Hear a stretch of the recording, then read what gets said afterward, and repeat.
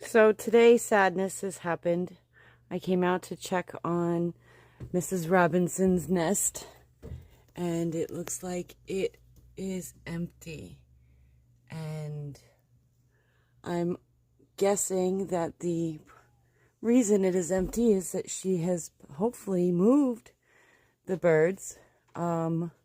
Unfortunately, one rambunctious one, I guess he tried to fly away and landed in a water bucket and in tragedy has now passed.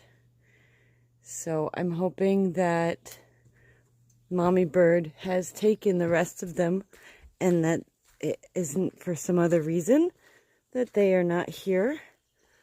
I do hear a robin chirping out in the woods,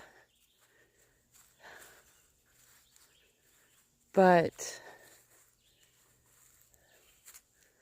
I don't see her or Mr. Robinson anymore. Sadness.